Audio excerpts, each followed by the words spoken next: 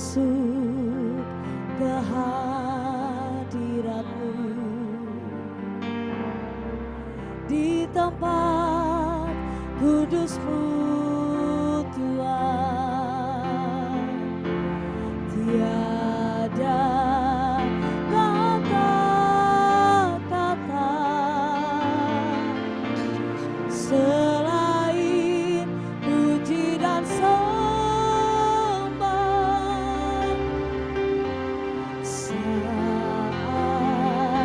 Saat ini, oh yang terindah, alangkah indahnya Tuhan bersama-Mu selalu memuji dan menyembah-Mu. Engkau Tuhan pujianku, Engkau Tuhan kemuliaanku, kekudusan-Mu penuhi tempat ini. Ku sembah, ku sembah, ku sembah Kau dalam bait-Mu. Ku tersungkur di kaki-Mu hingga kemuliaan-Mu ternyata dalam kami.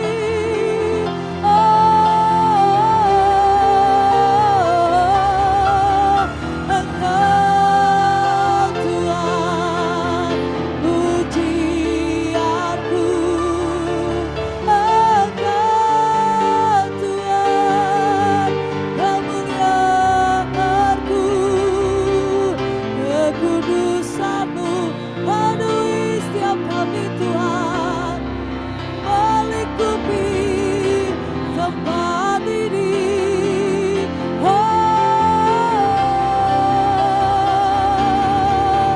Ku sembah Kau dalam bait-Mu, ku tersungkur di kaki-Mu. Kau menyatakan kemuliaan-Mu, Kau menyatakan kedahsyatan-Mu, Kau menyatakan kebesaran-Mu Tuhan dalamku Tuhan. Amin, amin. Engkau Tuhan pujianku, Engkau Tuhan kemuliaanku, kekudusan-Mu. Syarabayarabase.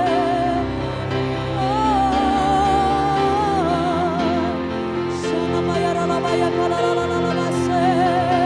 Ku sembah, ku sembah, ku sembah Kau dalam bait-Mu.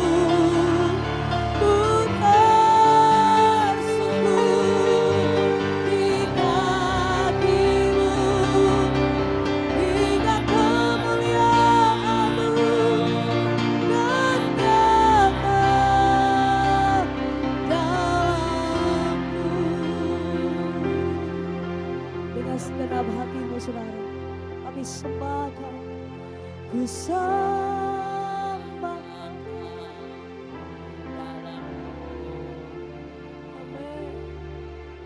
Engkau Tuhan kemuliaanku, kekudusan-Mu penuhi tempat ini. Setiap kami datang menyembah pribadi Yesus, ku sembah Kau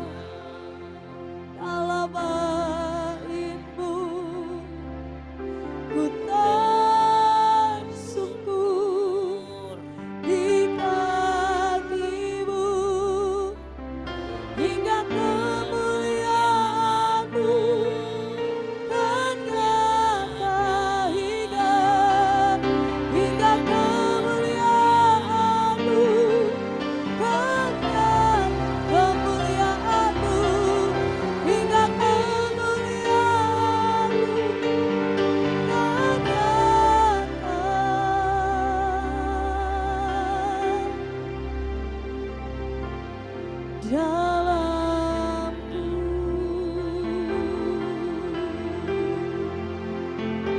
Ku sembah, ku sembah,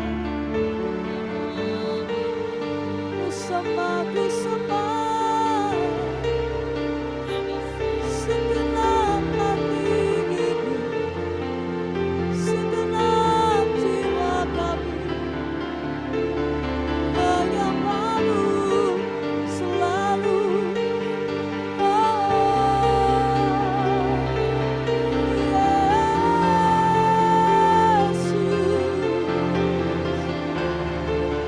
Kekudusan-Mu Tuhan melingkupi hati ini.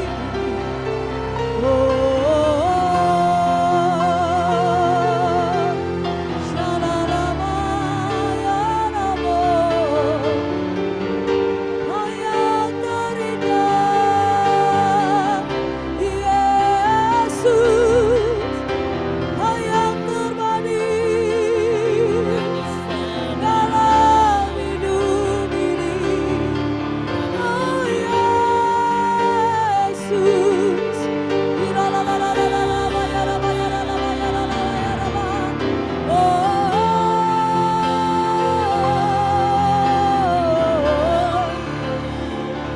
segala pujian, hormat, kemuliaan bagi Tuhan.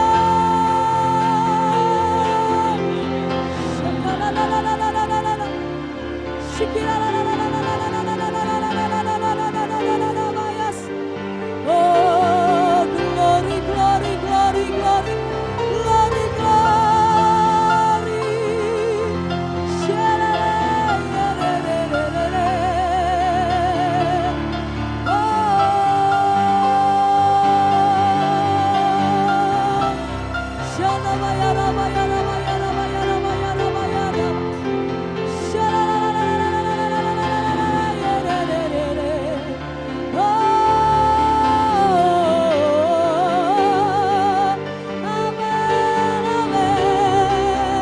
You are worthy of it all.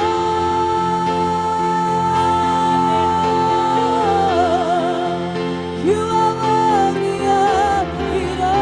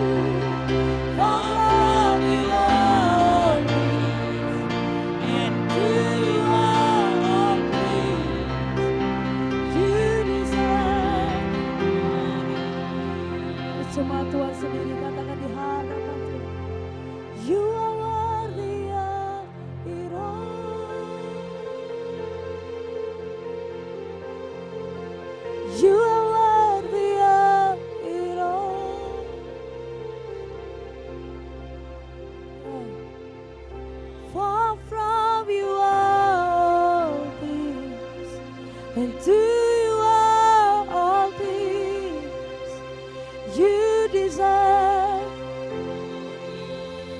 Yes, you are worthy. You are worthy of it all. Ooh, you are worthy of all, God. For from you all things, and to you all things, you deserve the glory.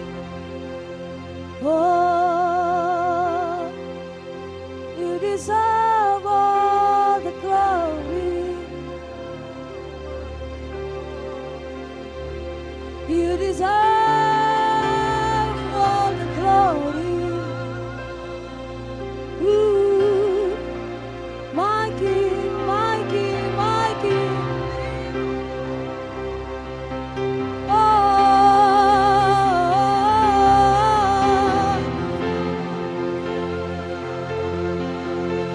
worthy, worthy, worthy, worthy above all. Ooh.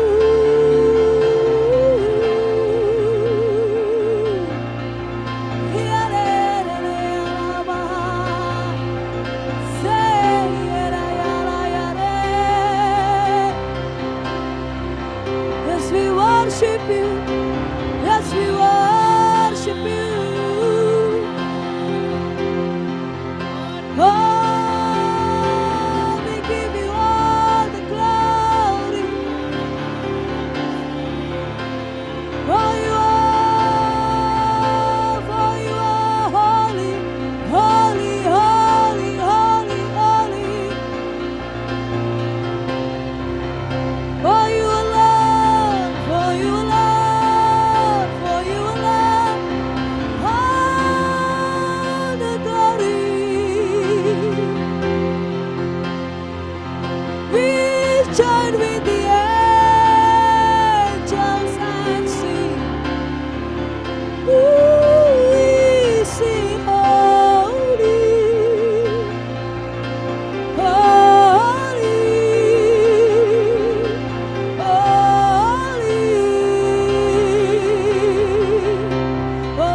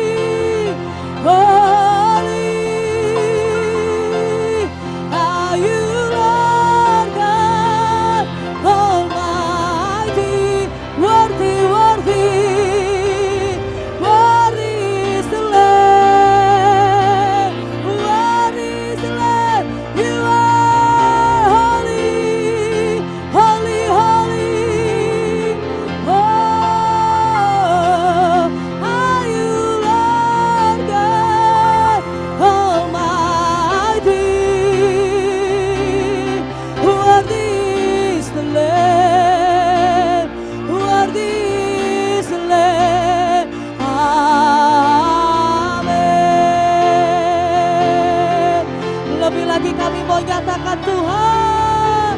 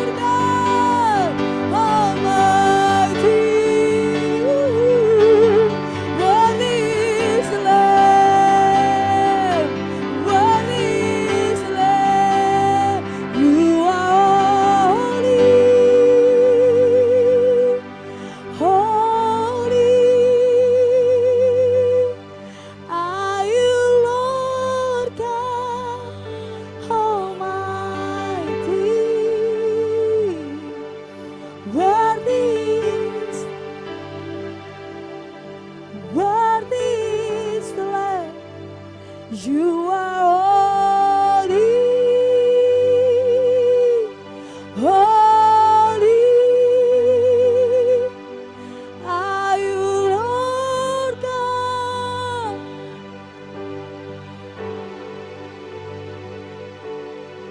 Worthy, worthy, worthy, worthy. You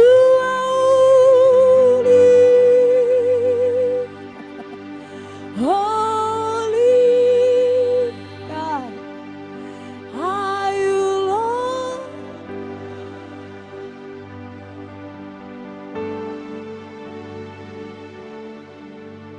Worthy is the Lamb, worthy is the Lamb. Amen.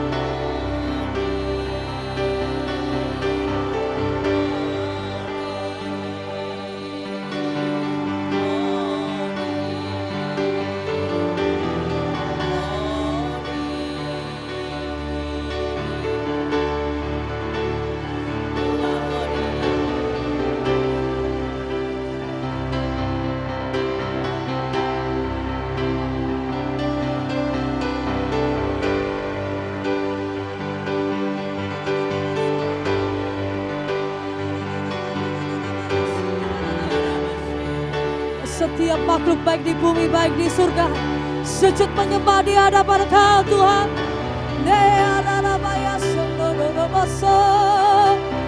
Mengangkat pujian bagi Sang Raja.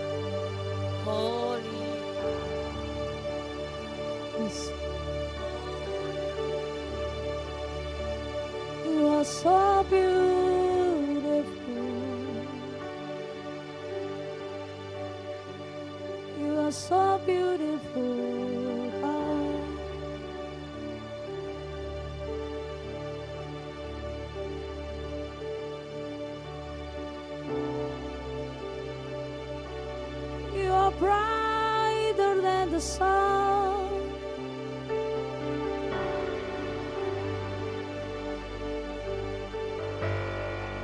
You are brighter than the sun.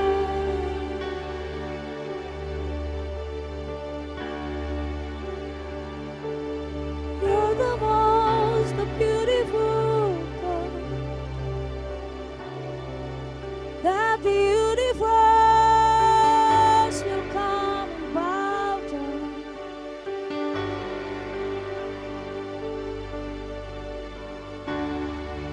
That the universe lift their voice and worship you. I heard the Son of Heaven. Oh yeah, yeah, yeah, yeah, yeah, yeah, yeah, yeah.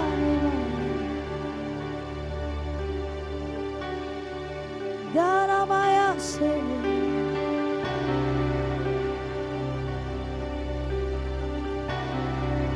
Canta cararabase.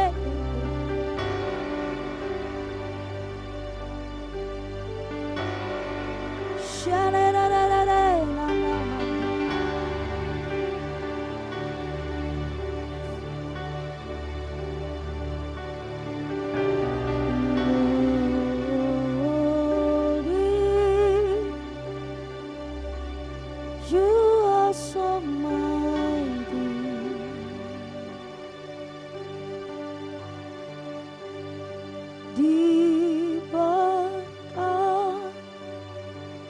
Diberkatikan Tuhan dengan pujian kami dalam dengkapan hadirat-Mu.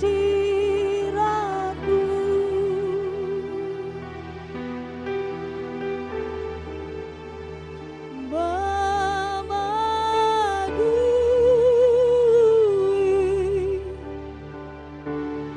tempat ini.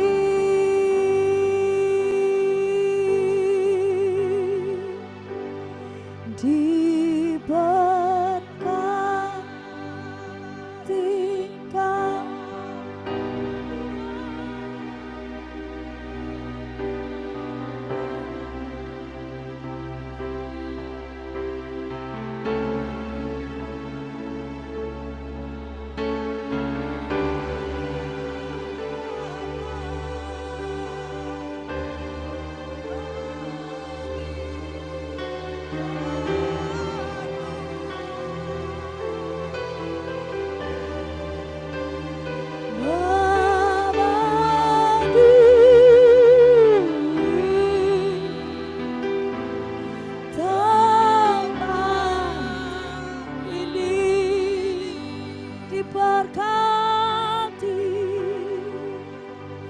diberkati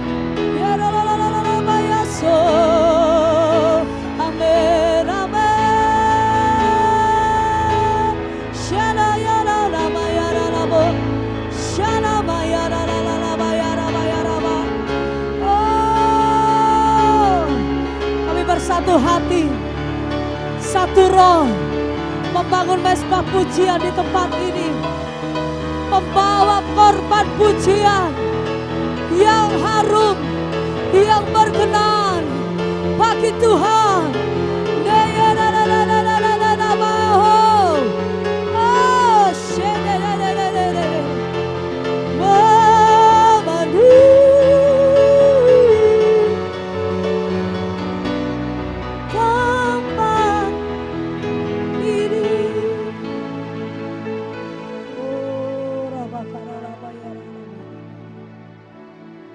May I enter your dwelling place,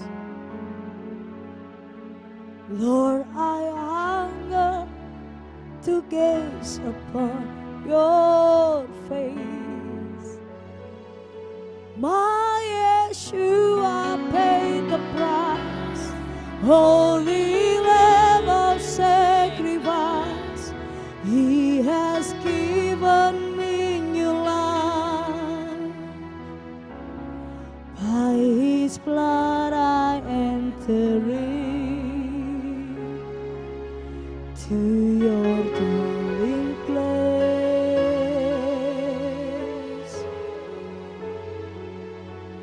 to your dwelling place. May I enter? May I enter your dwelling place? Lord, I hunger, Lord, I hunger to gaze upon your face. My Yeshua paid the price, holy Lamb of sacrifice. He has given me new life. By His blood I enter to your dwelling place,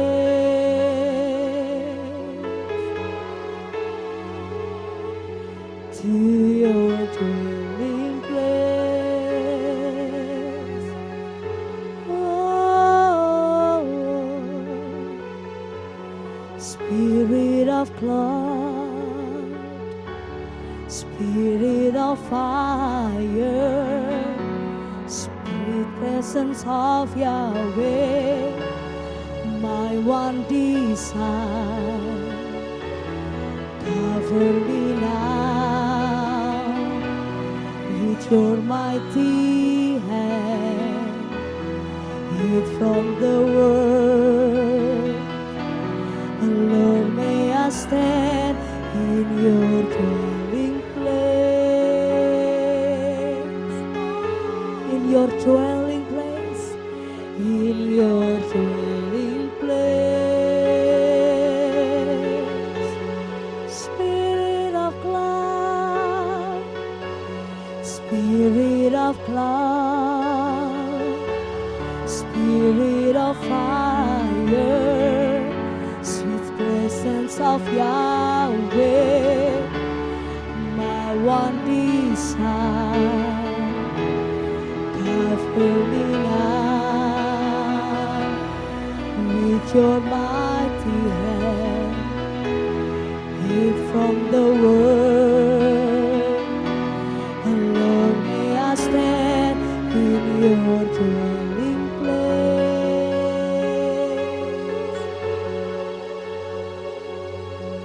in your dwelling place,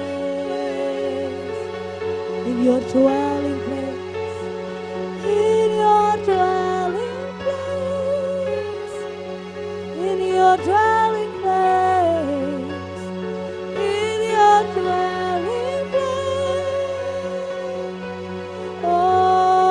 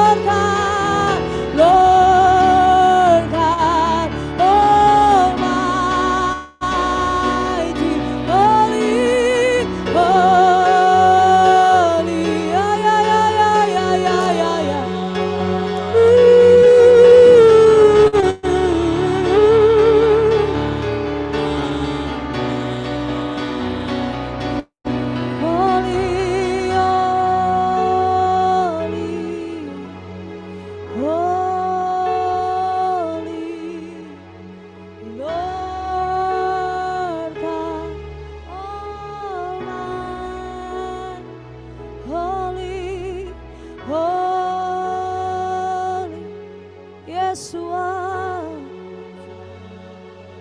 oh Yeshua, Almighty, holy, Lord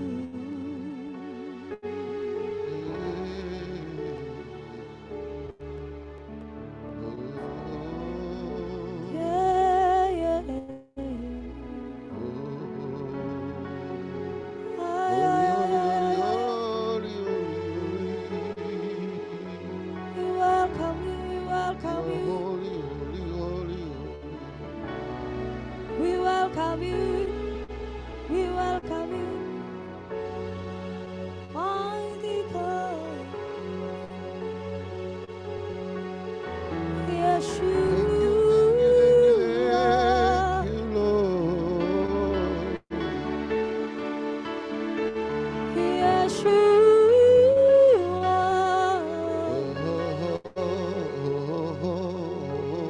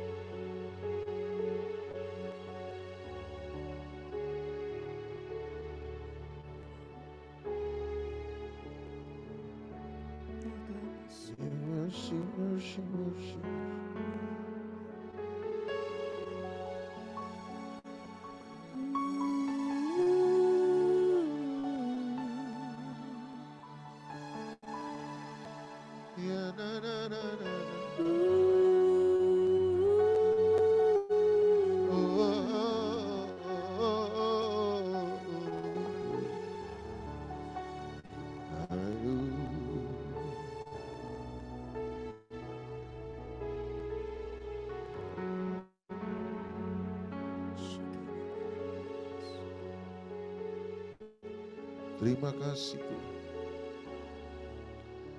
Iya kami menyembah, iya kami mencintaimu.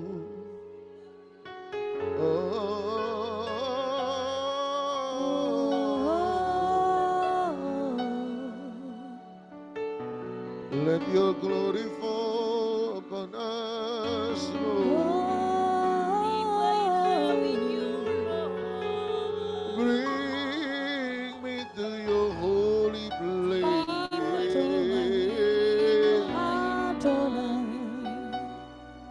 Bring me to your holy place. Terima kasih buat kasih setiamu.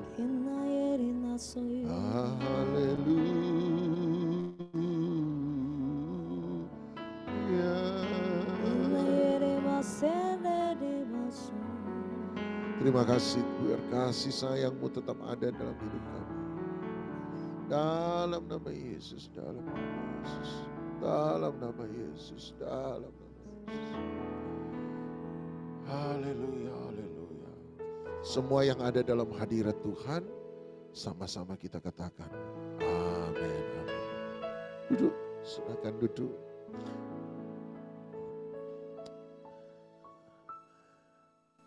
Biasanya yang gini-gini yang susah diberhentikan, saudara.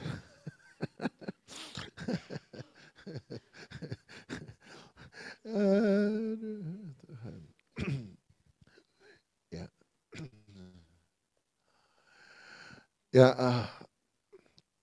Beberapa hari yang lalu tentu saja bangsa Israel memasuki sebuah tahun yang baru. Dan ada serangkaian peristiwa yang harus dirayakan bersamaan dengan hari raya, hari tahun baru dari orang Israel. Rosh Hashanah sudah terlewati, nanti kemudian masih ada Yom Kippur, hari perdamaian, masih ada juga Sukkot, pondok daun-daunan, dan peniupan sangkakala. Memasuki tahun yang baru secara ukuran Yahudi, yaitu tahun 5784. Jadi perhitungan kalender Yahudi berasal dari perkiraan keyakinan penciptaan manusia, yaitu Adam dan Hawa. Jadi hampir 6.000 tahun yang lalu, dan oleh sebab itu mereka percaya ini adalah tahun yang baru, permulaan baru, ciptaan yang baru. Nah biasanya diambil, karena cukup panjang, diambil 2 angka belakang. 2 angka belakang yaitu disebut tahun 84. Tahun 84. 8 P dan 4 Dalet. Nah 48 itu P dan 4 itu Dalet. P itu simbolnya, jadi huruf-huruf Yahudi itu alfabetnya ada simbolnya, Misalnya Alef, huruf pertama Alef itu simbolnya banteng sebenarnya, kekuatan. Itu bicara tentang Tuhan sumber dari segala kekuatan, hanya Tuhan yang maha kuasa. Baru huruf kedua Beth atau rumah, dari situ muncul Bethlehem. Beth, rumah, Lahem, roti. Jadi Bethlehem artinya rumah roti. Bethesda, Beth, rumah, Esda berarti belas kasihan. Jadi Bethesda, rumah belas kasihan. Jadi Beth itu rumah, Bethel, Beth, rumah El Allah. Jadi ada simbolnya. Huruf ketiga Gimel. Tahun kemarin kalau kembali lagi orang ramai dengan tahun baru Rosh Hashanah, Gimel bicara tentang unta. Nah sekarang kita punya P Dalet, P 8 simbolnya adalah mulut, Dalet adalah simbolnya pintu yang terbuka. Jadi secara singkat menurut saya bisa diartikan dengan banyak hal. Satu, perkataan Anda dan saya akan menjadi pintu dalam kehidupan kita.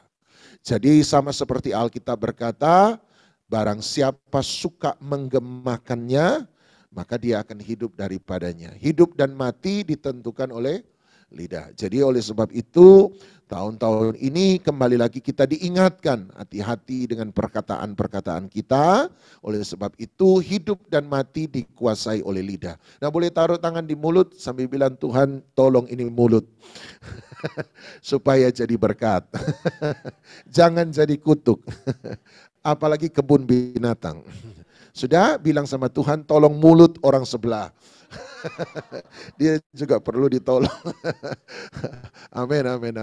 Dan oleh sebab itu hati-hati dengan perkataan kita. Salah satu yang kita bisa juga gambarkan, kalau P8 dan Dalet 4, mulut dan pintu, berarti ketika kita masuk, mari kita masuk dalam rumah Tuhan dengan mulut yang memuji Tuhan. Masuklah ke gerbangnya dengan hati yang bersyukur, dengan puji-pujian. Oleh sebab itu marilah mulai setiap hari terutama tahun yang baru menurut tradisi Yahudi masuk dengan puji-pujian. Biarlah mulut kita penuh dengan puji-pujian dan kita akan melihat kemenangan demi kemenangan. Nah salah satu yang saya mau bicara soal perkataan adalah saya mau bicara tentang doa. Sebab doa adalah bagaimana kita berkata-kata kepada Tuhan. Bagaimana kita berkata-kata kepada Tuhan. Nah, waktu saya memperhatikan dan mempelajari doa-doa dalam Alkitab, saya menemukan bahwa paling tidak ada 4 ciri yang sama dalam doa-doa yang umumnya dinaikkan oleh tokoh-tokoh Alkitab. Hal ini membawa saya sebenarnya kenapa saya kembali kepada doa, sebab beberapa hari yang lalu saya itu bersama dengan teman diminta untuk mendoakan seseorang.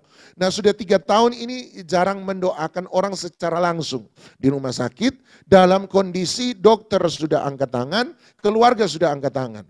Nah ini rupanya iman saya sudah lama tidak dilatih gitu ya. Dan waktu saya mendoakan, teman saya mendoakan dengan sangat berani. Tapi waktu saya mendoakan, pikiran saya agak terganggu, telinga saya terutama agak terganggu dengan monitor yang ada di sebelah. Anda tahu kalau ada monitor orang sakit, ada monitor dan ada bunyinya tit, tit, tit.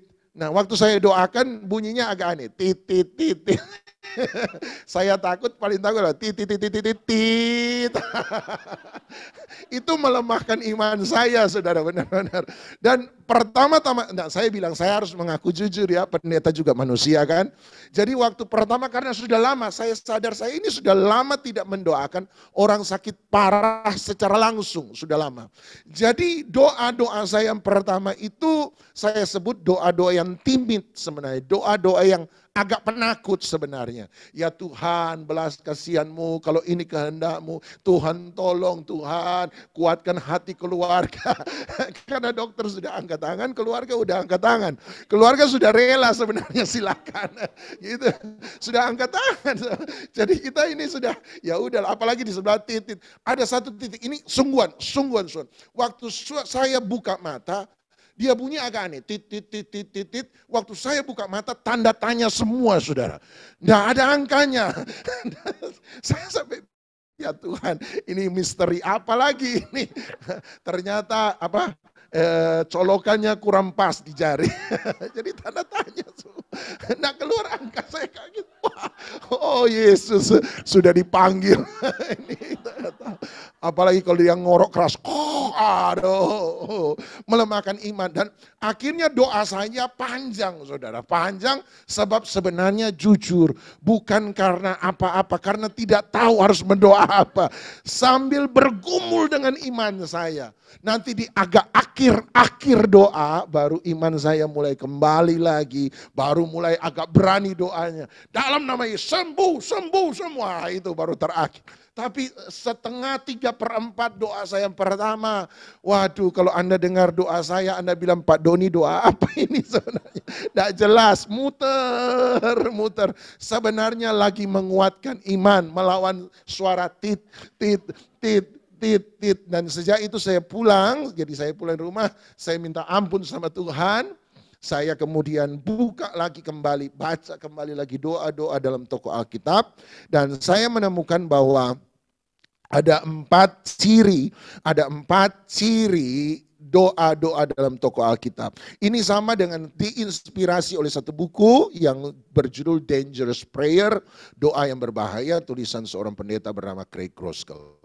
Nah, dia memberi 5, saya merangkumnya jadi 4.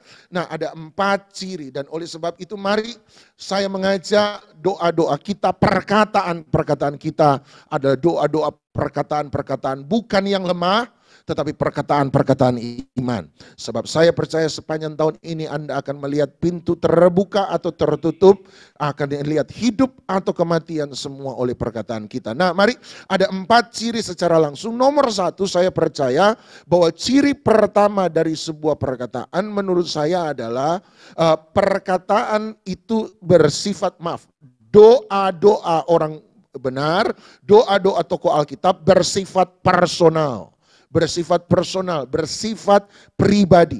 Coba Anda lihat 1 Samuel pasal 1, semoga ini bisa menjadi masukan dan pengertian bagi kita semua. 1 Samuel pasal 1 ayat yang ke-15 sampai ayat yang ke-16. 1 Samuel pasal 1 bicara tentang doa Hana.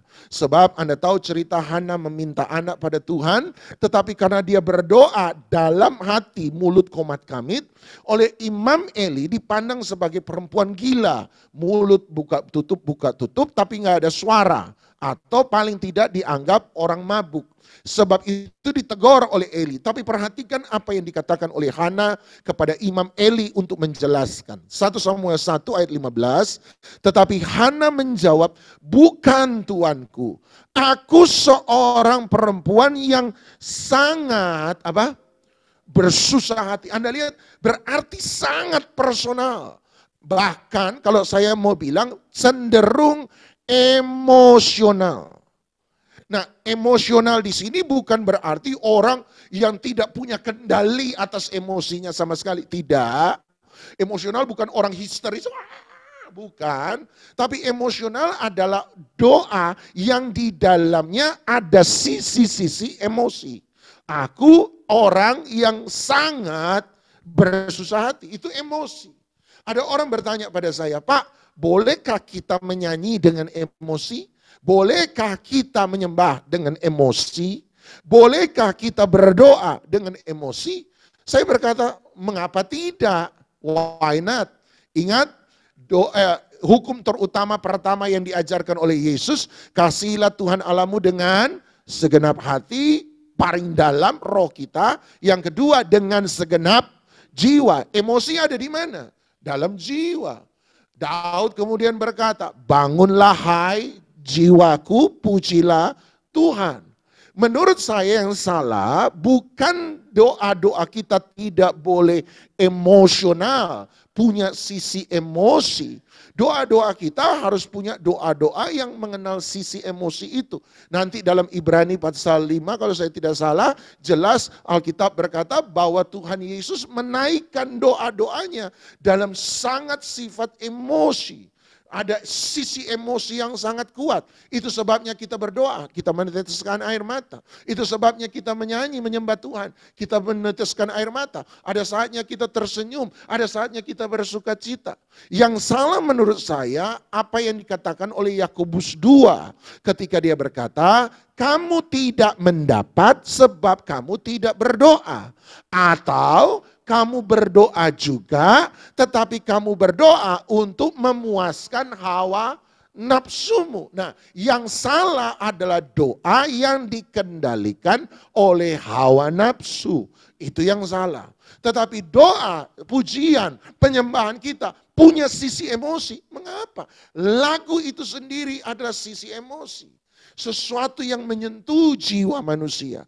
Oleh sebab itu menurut saya hidup doa-doa pendoa-pendoa yang ada tokoh-tokoh Alkitab sangat personal, bahkan cenderung emosional. Emosional di situ berarti bersifat emosi. Sekali lagi bukan histeris, bukan didorong dikendalikan oleh emosi tanpa bisa ditahan, no, tetapi artinya ada sisi emosi terlibat dalamnya. Coba Anda terus 1 Samuel 1 ayat 15.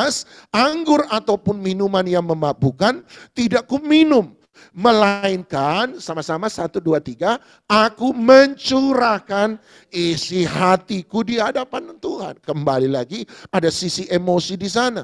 Ayat 16, janganlah anggap hambamu ini seorang perempuan dursila, sebab karena sama-sama 1, 2, 3, besarnya cemas dan sakit hati aku berbicara demikian lama. Lihat ada istilah emosi. Dia berkata, perempuan yang sangat susah hati, aku mencurahkan isi hati dengan cemas dan sakit hati. Aku berdoa begitu lama. Anda lihat ada sisi-sisi emosi di dalamnya. Tapi coba Anda lompat ayat 27. Lihat ayat 27.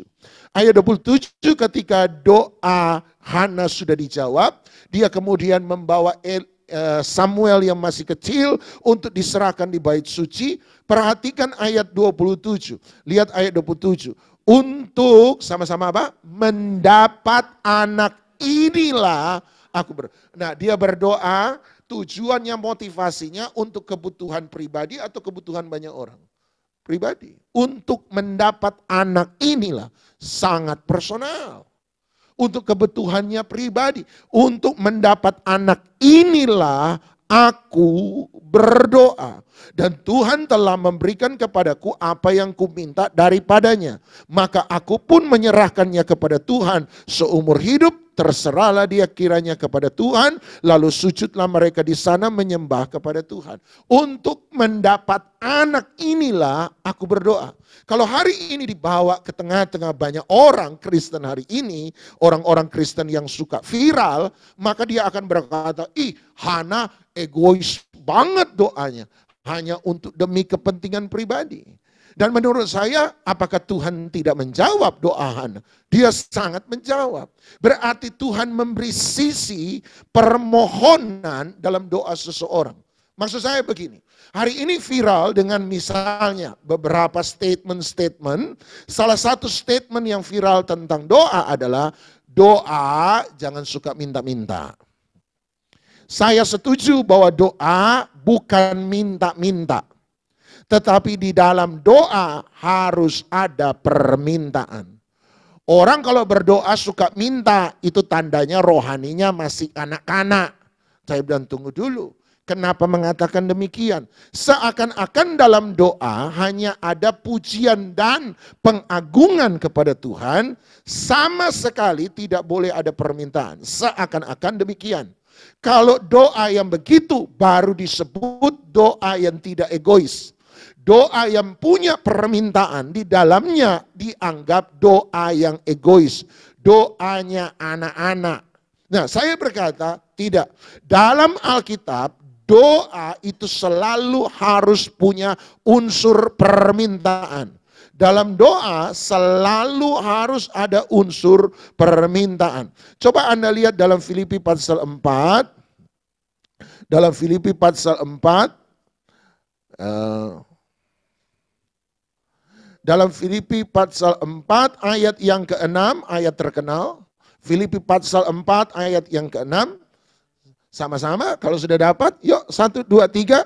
Janganlah hendaknya kamu khawatir tentang apapun juga, tetapi nyatakanlah dalam segala hal, apa?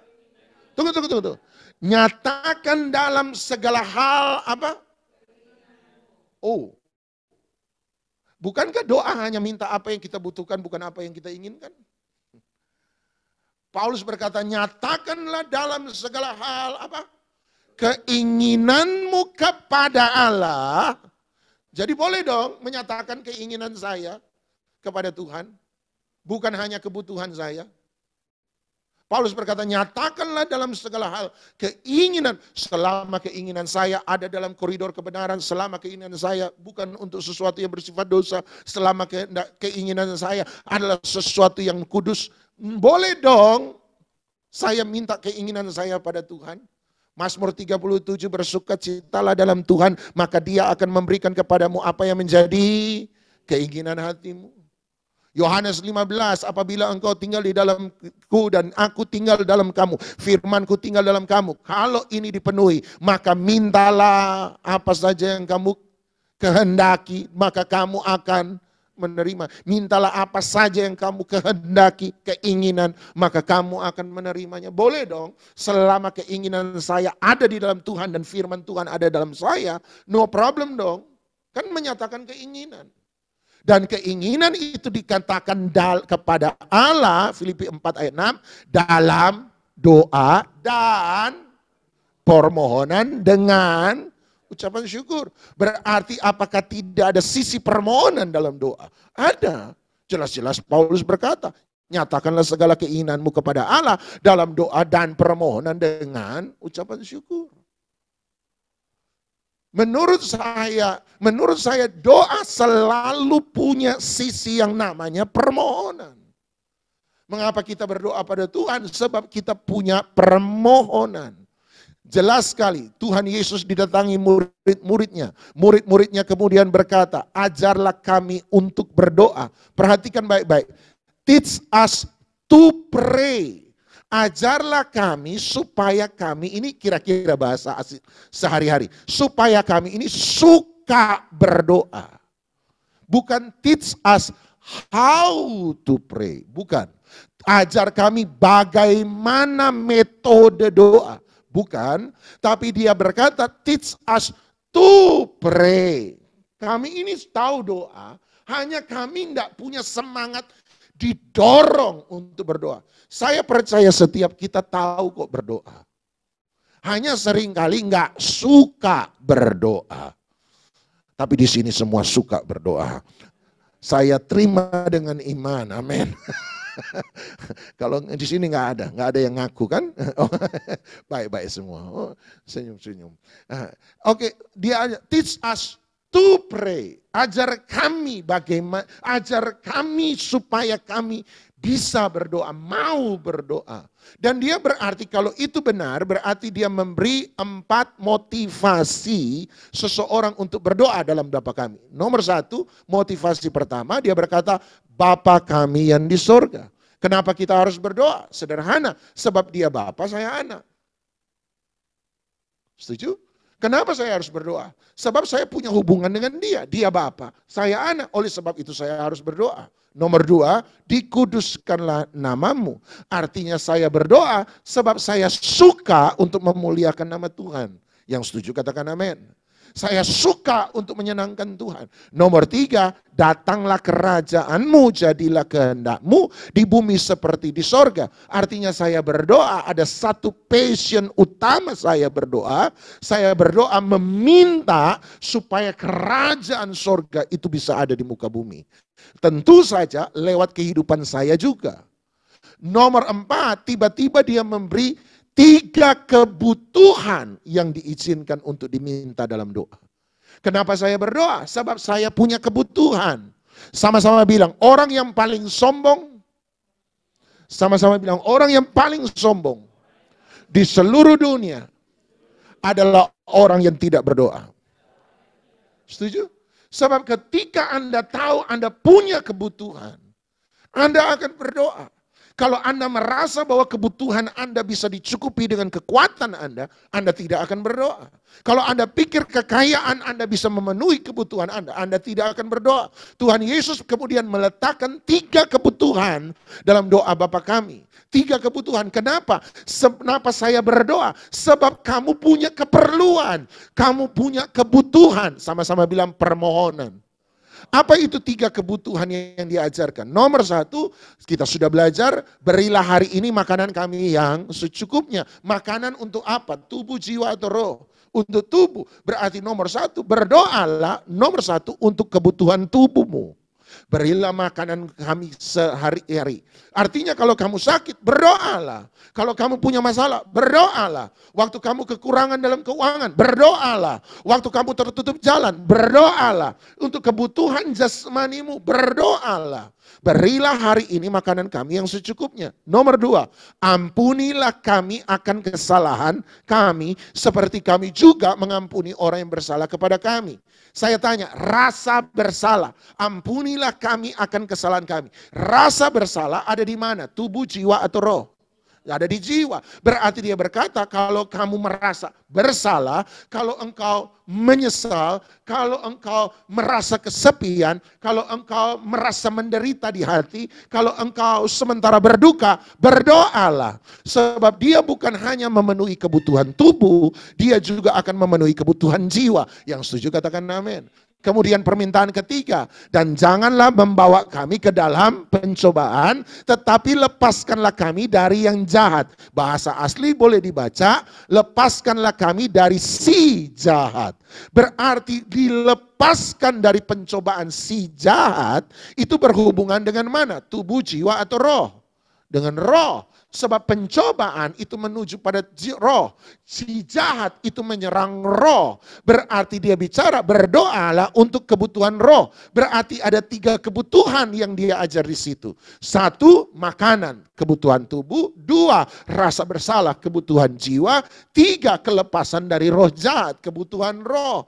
Berarti Tuhan bukan hanya memenuhi kebutuhan roh, Tuhan juga mau memenuhi kebutuhan jiwa, dan Tuhan juga mau memenuhi kebutuhan tubuh. Apabila engkau punya persoalan dengan 3 kebutuhan ini, berdoalah kepada Tuhan, sebab Anda tidak akan pernah mampu sendiri. Kita butuh Tuhan untuk menguatkan kita butuh Tuhan untuk memberkati kita butuh Tuhan untuk menyelesaikan kehidupan kita butuh Tuhan untuk memberi kemenangan dalam hidup Anda dan saya. Anda tidak tidak akan pernah kuat sendiri. Oleh sebab itu Anda tidak mampu sendiri. Oh, kalau cuma mau berkat gak usah tanya Tuhan, gak usah minta Tuhan. Kerja keras Anda akan diberkati. Oh iya, orang ateis percaya itu. Tapi bagi saya yang percaya Tuhan, saya percaya betul kerja keras. Tapi tanpa Tuhan saya tidak akan pernah mampu. Makanya pemazmur berkata, berkat Tuhanlah yang menjadikan orang kaya, susah payah tidak akan pernah menambahi. Artinya bukan apa? Saya percaya semua yang saya miliki dari usaha saya, itu bukan karena usaha saya. Itu semua karena Tuhan. Makanya saya berdoa. Sama dalam Injil Lukas ada 3 perumpamaan tentang doa yang Tuhan Yesus berikan. Lukas pasal 11 ada 2 perumpamaan. Perumpamaan pertama, anak minta roti kepada bapaknya. Perumpamaan kedua, sahabat minta roti kepada sahabatnya. Perumpamaan ketiga, kalau tidak salah ada di Lukas 15, seorang janda miskin meminta keadilan kepada hakim yang jahat. Anda lihat 3 perumpamaan doa yang diberikan Tuhan Yesus dalam Injil Lukas, 3-tiganya mengandung permintaan. 1, anak minta roti, minta. 2, sahabat minta roti pada sahabatnya, minta. Nomor 3, janda minta keadilan kepada hakim yang jahat, minta. Di dalam 3 perumpamaan, 3-3 bersifat permintaan. Anak minta roti pada bapaknya. Untuk apa? Untuk memenuhi kebutuhannya. Kebutuhan siapa? Sang anak. Anak lapar, dia minta roti. Untuk apa? Supaya dia bisa makan, dia kenyang. Berarti dia meminta untuk kepentingan siapa? Dirinya sendiri. Setuju, katakan amin. Dirinya sendiri. Berarti ini doa permintaan pribadi. Bahasa kerennya supplication prayer. Doa permohonan. Supplication prayer, minta sesuatu, memohon sesuatu dari Tuhan, kepentingan pribadi. Perumpamaan kedua, sahabat minta roti pada sahabatnya tengah malam ngetuk. Dia berkata, di rumahku ada tamu, tapi aku tidak punya roti, tolong beri roti. Roti itu untuk siapa? Untuk dia atau untuk orang lain? Untuk orang lain. Itu disebut doa syafaat. Doa syafaat, intercessory prayer. Doa syafaat. Anak minta roti untuk dirinya sendiri. Sahabat minta roti untuk orang lain. Doa syafaat. Janda minta keadilan. Minta keadilan. Artinya kalau Anda melihat ketidakadilan dalam hidupmu. Ketidakadilan dalam negerimu. Ketidakadilan dalam hukum. Anda boleh meminta keadilan pada Tuhan. Itu namanya restorasi prayer. Restoration prayer. Meminta Tuhan merestorasi. Tuhan pulihkan negeri ini. Tuhan pulihkan bangsa ini. Tuhan pulihkan keluargaku. Tuhan pulihkan rumah tanggaku. Tuhan pulihkan negeri ini, kota ini. Ketika kita meminta keadilan dilaksanakan oleh Tuhan. Restorasi, pulihkan. Pulihkan, restoration prayer. Jadi 3-tiganya permintaan. Kembali ke yang pertama. Anak minta roti, kepentingan pribadi, supplication prayer. Nah, ternyata ketika dia berkata, doa nomor 1, anak minta roti pada bapaknya, berarti kenapa saya meminta sesuatu sama Tuhan? Gampang, sebab dia bapak, saya anak. Anak minta bapak wajar. Tolong bedakan antara kanak-kanak dan anak-anak. Sama-sama bilang kanak-kanak, sama-sama bilang anak-anak.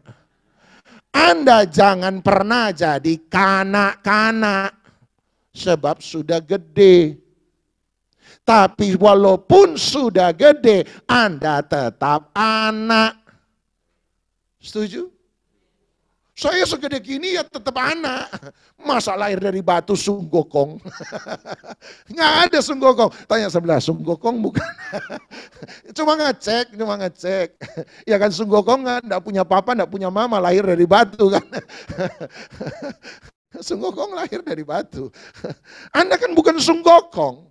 Anda dan saya kan punya orang tua. Segede ini tetap saya punya mama. Dan kalau ada sesuatu yang harus saya utarakan pada mama, biar sudah segede gini tetap saya harus minta sama mama saya. Anda ada orang berkata, sudah gede kok minta-minta sama orang tua. Loh biar gimana, kan tetap anak. Karena dia bapak, saya anak. Saya meminta sesuatu pada dia karena relasi saya dengan dia sebagai bapak. Saya kan gak pernah ke Gunung Kawi minta sesuatu sama Gunung Kawi. Sebab Gunung Kawi bukan bapaknya saya. Saya kan gak pernah datang ke dukun untuk minta sesuatu pada dukun. Sebab dukun bukan bapak saya.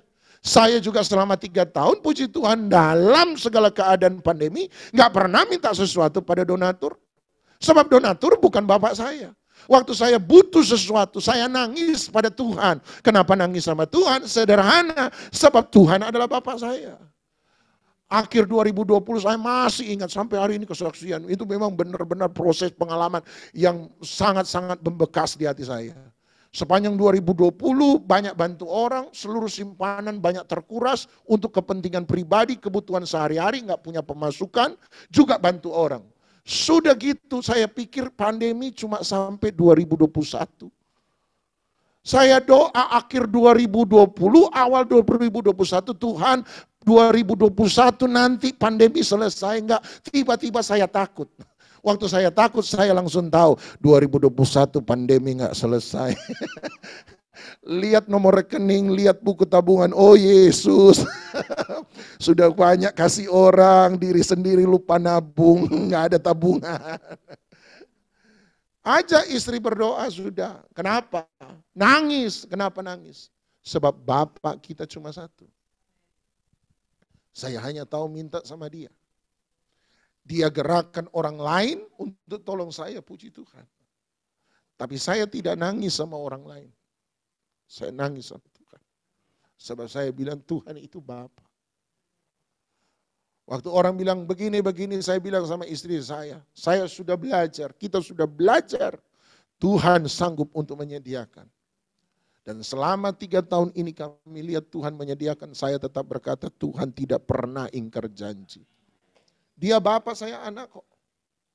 Meminta sesuatu pada tetangga, apa yang orang tua kita bisa beri kepada kita, itu justru mempermalukan orang tua kita. Coba anak Anda tiap hari minta makan sama tetangga. Anda pasti ngomong, nak jangan minta makan sama tetangga. Kenapa gak boleh mak? Lebih enak di sebelah. Ih bikin malu orang tua, ya kan? Meminta sesuatu pada orang lain. Apa yang bisa disediakan dan diberikan oleh orang tua kepada kita, itu adalah tindakan mempermalukan orang tua Anda dan saya. Saya nggak minta sama orang lain, saya minta sama Tuhan. Kenapa? Sebab dia Bapa. Saya anak. Kalau saya sampai minta sama orang lain, kalau saya sampai mengandalkan orang lain, berarti saya sementara mempermalukan Tuhan sebagai Bapa dalam hidup saya. Seakan-akan Bapak nggak bisa pelihara saya. Seakan-akan Bapak nggak bisa jaga saya. Seakan-akan Bapak nggak bisa memenuhi kehidupan saya. Saya minta pada dia sebab dia Bapa. Jadi apa alasan bahwa permohonan harus dihilangkan dari sisi doa? Dalam doa harus ada unsur permohonan. Oh bagaimana dengan doa Getsemani Tuhan Yesus?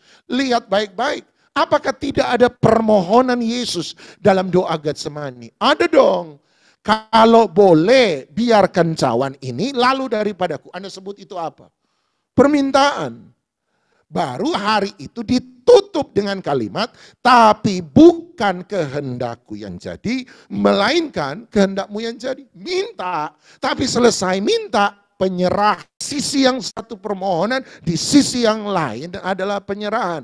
Menghilangkan satu sisi, itu namanya koin palsu. Di dalamnya harus ada sesuatu yang bersifat personal. Dan saya melihat tokoh-tokoh Alkitab berdoa untuk hal-hal yang seringkali bersifat personal. Dan Tuhan menjawab. Coba Anda lihat Mazmur pasal 59. Mazmur pasal 59 ayat 1 sampai ayat yang ketiga. Personal. Mazmur 59 ayat 1 sampai ayat yang ketiga.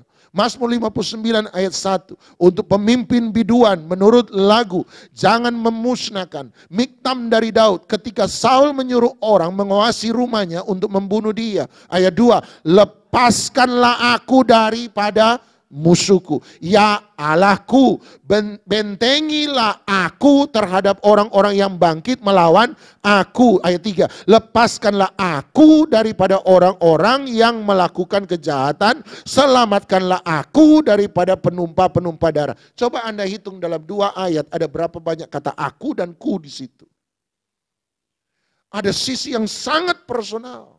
Ada sisi yang sangat personal. Yang kedua, sifat dari doa, yang kedua, nomor saya adalah full of confidence, penuh dengan keyakinan. Jadi orang yang berdoa adalah orang yang penuh dengan keyakinan. Nah, di sini pergumulan saya dalam cerita mendoakan orang di rumah sakit tadi. Jadi saya belajar banyak, full of confidence. Mazmur 34 ayat 18. Mazmur 34 ayat 18. Lihat, doa itu harus benar-benar yakin. Harus benar-benar yakin. Mazmur 34 ayat 18. Apabila orang-orang benar itu berseru-seru, maka Tuhan mendengar. Sama-sama bilang, Tuhan mendengar doa. Apa Tuhan hanya mendengar doa? Dia berkata, dan apa? Melepaskan. Kita punya Tuhan yang bukan cuma mendengar doa. Kita punya Tuhan yang menjawab doa. Amin. Kemudian dia berkata, mereka dari, dari apa? Segala kesesakannya. Wah, segala, berani sekali berani berkata segala. Tapi itu full of confidence. Coba Anda lihat Ibrani pasal 4, Ibrani pasal 4 ayat yang ke-14. Ibrani pasal 4 ayat yang ke-14. Ibrani pasal 4 ayat 14. Ibrani pasal 4 ayat 14. Karena kita sekarang mempunyai imam besar agung yang telah melintasi semua langit, yaitu Yesus anak Allah. Baiklah kita teguh berpegang kepada pengakuan iman kita. Dia berkata, teguh berpegang pada pengakuan iman kita. Nah, dia berkata, kenapa kita harus teguh berpegang pada iman kita? Kenapa? Dia memberi 2 alasan. Lihat ayat 15. Sebab, jadi itu kan alasan. Ini penyebabnya. Kenapa saya harus teguh berpegang pada iman saya? Sebab, jadi penyebab nomor 1. Alasan nomor 1. Imam besar yang kita punya bukanlah imam besar yang tidak dapat turut merasakan kelemahan-kelemahan kita. Sebaliknya sama dengan kita, dia telah dicobai hanya tidak berbuat dosa. Kenapa saya harus berpegang teguh kepada pengakuan iman kita? Sederhana, 1, sebab kita punya imam besar yang mengerti segala persoalan Anda. Anda pernah dikhianati, Yesus pernah dikhianati. Anda pernah difitnah, Yesus pernah difitnah. Anda pernah disalahi, Yesus pernah disalahi. Anda pernah punya masalah, Yesus pernah punya masalah. Anda pernah lapar, Yesus pernah lapar. Anda pernah haus, Yesus pernah haus. Persoalannya adalah dia tidak pernah jatuh dalam dosa. Itu persoalannya. Kita punya Tuhan yang mengerti setiap tetesan air mata kita. Lagu lama berkata, Allah mengerti, Allah peduli segala persoalan yang kita hadapi, tak akan pernah dibiarkannya ku bergumul sendiri, sebab Allah mengerti. Makanya waktu kita meneteskan air mata, dia mengerti. Tuhan Yesus setia, dia sahabat kita. Dalam segala susahku, selalu menghiburku. Dia mengerti bahasa tetesan air mata. Walau badai mengamuk dan gelombang menerjang, Tuhan Yesus setia. Dia ngerti. Teguh dalam pengakuan imanmu. Full of confidence. Kenapa? Satu, sebab kita punya Allah yang mengerti. Nomor 2 dia berkata, lihat ayat 16. Sebab itu. Jadi ada alasan kedua. Sebab nomor 1, dia mengerti. Sebab nomor 2, marilah kita dengan penuh. Penuh apa? Full of confidence. Bilang musti yakin. Sama-sama bilang doa musti yakin. Tapi Anda ngomong gak yakin. Doa musti yakin. Soal Tuhan jawab ya, soal Tuhan jawab tidak. Itu kehendaknya. Itu hak prerogatifnya. Itu terserah Tuhan. Tapi kalau saya datang berdoa, saya harus yakin dengan apa yang saya doakan. Soal Tuhan jawab ya, soal Tuhan jawab tidak, itu urusan Tuhan. Dia tahu yang terbaik bagi saya.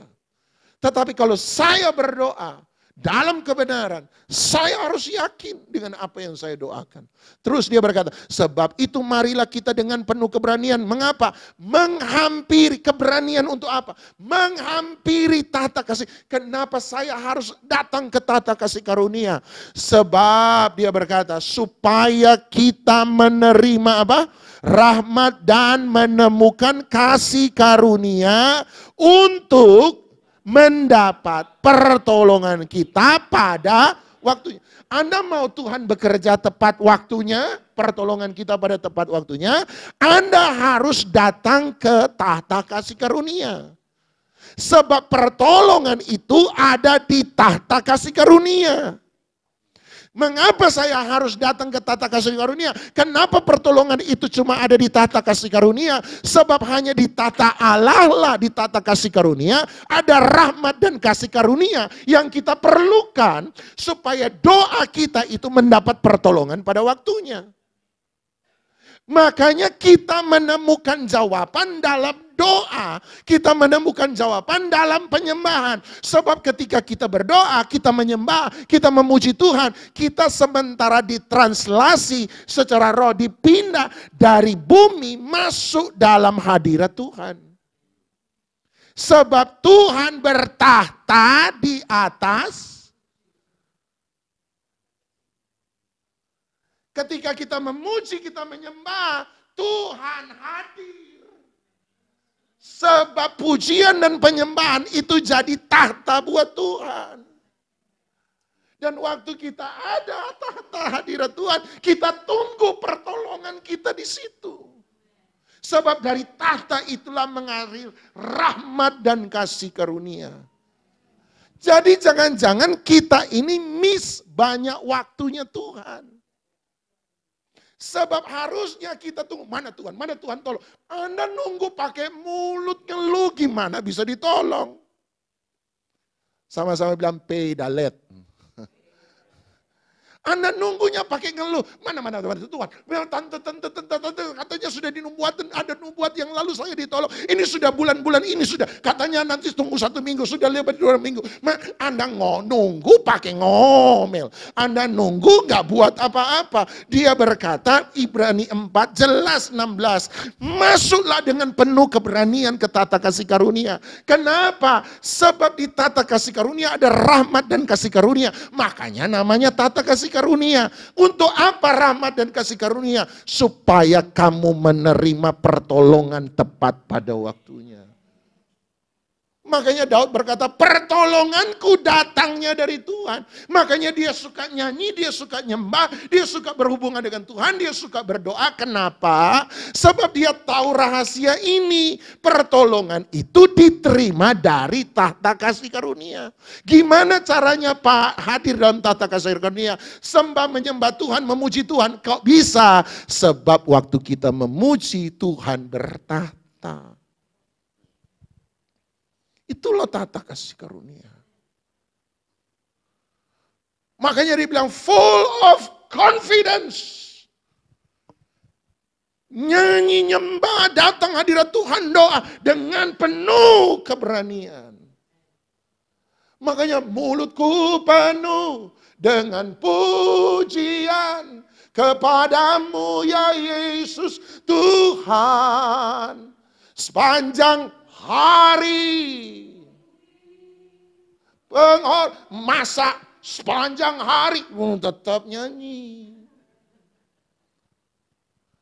Ngapain mak kok nyanyi? Lagi nunggu pertolongan Tuhan tepat pada waktunya. Waktu kerja nyanyi. Kenapa nyanyi-nyanyi? Nggak hilang konsentrasi. Enggak. Lagi nunggu pertolongan Tuhan tepat pada waktunya. Full of confidence. Sebab di tata itu kamu menerima pertolongan tepat pada waktu. Karena semua sudah amin, khotbah saya selesai. Jaga baik-baik ini mulut. Napaskan tutupnya di situ. Mulut ini, biarlah kita selalu memuji Tuhan. Bangun tahta kasih karunia di rumah kita, di pekerjaan kita, di mobil kita. Dari situ kita ngapain? Lagi nunggu pertolongan Tuhan. Tepat pada waktunya. Mari kita datang pada Tuhan. Karena semua sudah bilang amin ya. Ya, makanya cepat-cepat bilang amin. Lain kali kau sama Pak Doni, cepat selesai. Enggak. Memang pas waktunya sudah. Mari kita datang pada Tuhan. Mulutku penuh dengan pujian kepadamu ya Yesus Tuhan. Sepanjang hari ku beri penghormatan kepadamu ya Allahku. Mulutku penuh pujian, mulutku penuh dengan pujian kepadamu ya Yesus Tuhan. Sepanjang hari ku beri penghormatan kepadamu ya Allahku. Mulutku penuh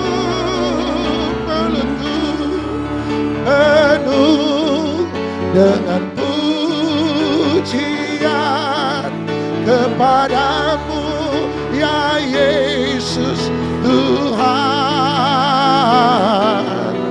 Sepanjang hari ku beri penghormatan kepadamu ya Allah. Oh, mulutku penuh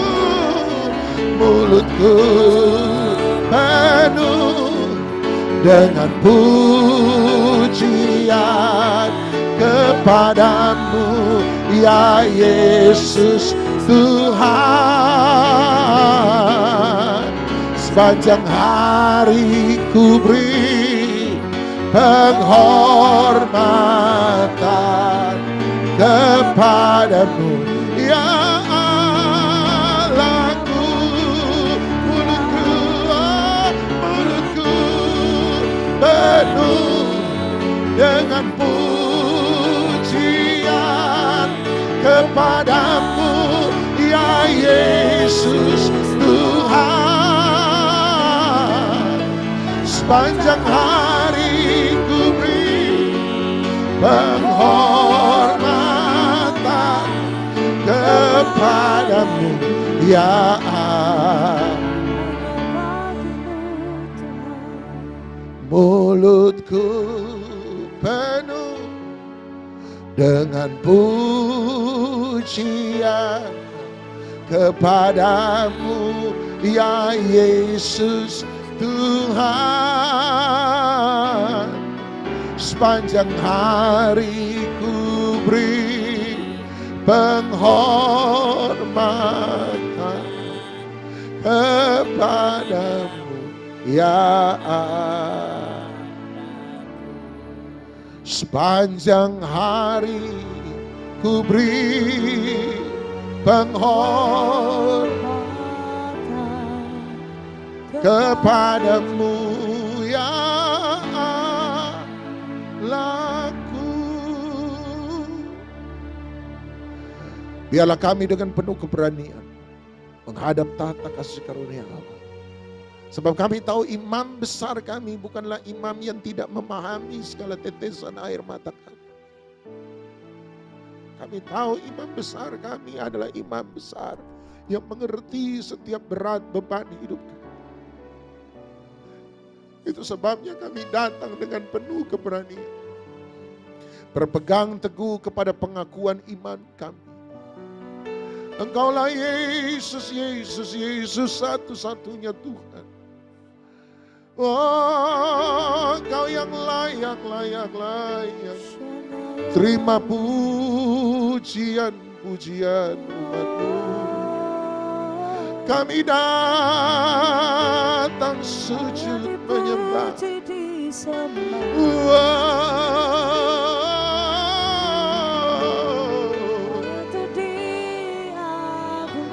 Ya na na na na na na na na.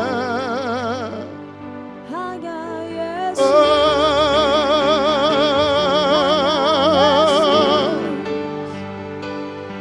Ya na na ya na mo.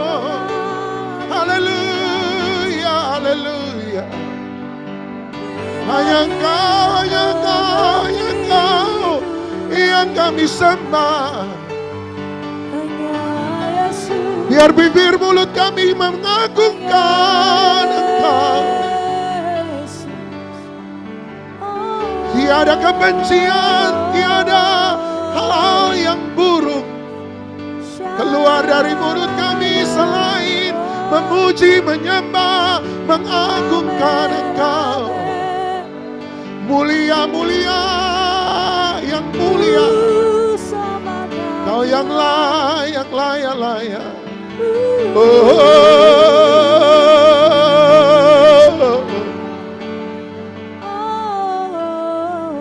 haleluya, haleluya. Oh,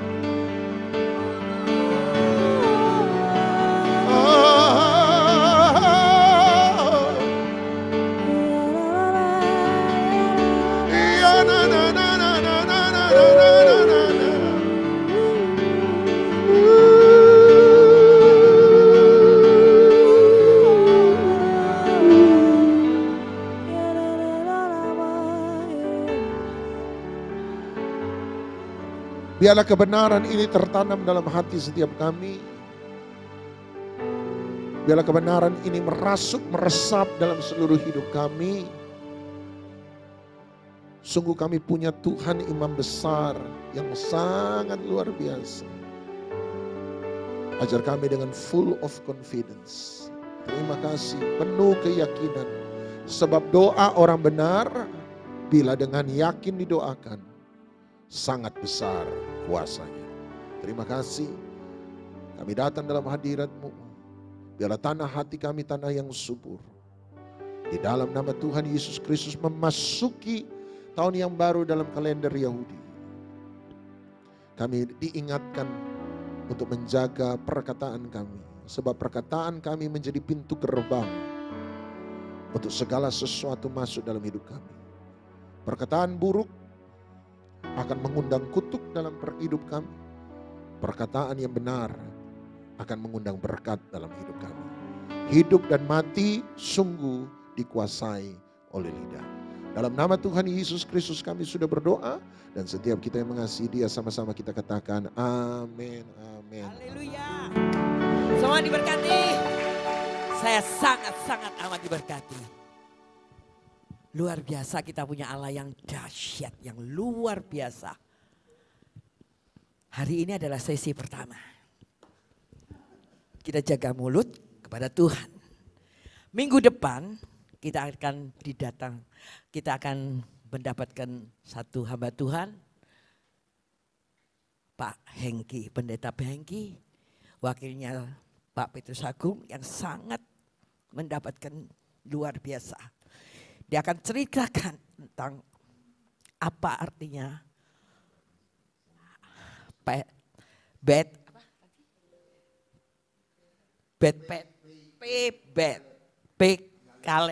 pedalet. Jadi pintu yang terbuka. Pintu yang terbuka. Yang sudah berabad-abad tertutup. Akan dibukakan. Haleluya. Dan luar biasa, saya tadi sampai nangis, Tuhan. You are so wonderful. Kita punya Bapa yang luar biasa. Hari ini kita sangat amat diberkati. Tentang bagaimana kita berkata-kata kepada Allah. Memang dia harus dipertamakan. Minggu depan bagaimana kita harus berkata-kata kepada manusia. Lengkap. Pintu akan terbuka. Haleluya. Semua diberkati. Terima kasih Pak Doni. Terima kasih. Tuhan sayang kita semua. Amin. Oke. Saya undang minggu depan datang untuk menikmati bagaimana perkataan kita kepada manusia yang akan membuka pintu-pintu berkat yang sudah berabad-abad. Di dalam 1 Korintus nanti diterangkan dengan luar biasa pintu yang berabad-abad. Mau selalu bersyukur kepadamu Tuhan, anugerah-Mu mempesonaku. Selalu dan selalu Kau angkat hatiku, Kau membuatku berharga di mata. Selalu dan selalu, selalu dan selalu Kau angkat hatiku, Kau membuatku berharga di mata. Selalu, selalu, selalu dan selalu Kau angkat hatiku, Kau membuatku berharga. Angkatlah dua tangan Anda. Kita percaya bahwa ibadah memberi keuntungan yang besar. Oleh sebab itu terimalah keuntungan yang besar dari ibadah pada hari ini. Semua engkau yang memberi, engkau akan dibalas berkati oleh Tuhan. Engkau semua yang setia, taat, maka Anda dan saya akan menerima penyertaan dan berkat-berkat Tuhan yang luar biasa. Oleh sebab itu terimalah berkat daripada Allah Bapa, cinta kasih sayang dan syafaat daripada Tuhan kita, Yesus Kristus. Persekutuan, penghiburan, kekuatan, sukacita, damai sejahtera, kemenangan, hikmat, wahyu, urapan daripada Roh Kudus menyertai setiap kita. Kesehatanmu diberkati oleh Tuhan, keluarga dan rumah tanggamu diberkati oleh Tuhan, anak cucumu diberkati oleh Tuhan. Pekerjaan, pelayanan, masa depan, pertemanan, studimu diberkati oleh Tuhan. Biarlah berkat ini tinggal tetap dalam kehidupan setiap kita, mulai daripada pagi hari ini sampai selama-lamanya. Di dalam nama Tuhan Yesus Kristus yang percaya dilawat diberkati Tuhan. Sama-sama kita katakan amin. Selamat pagi, Tuhan memberkati. Shalom.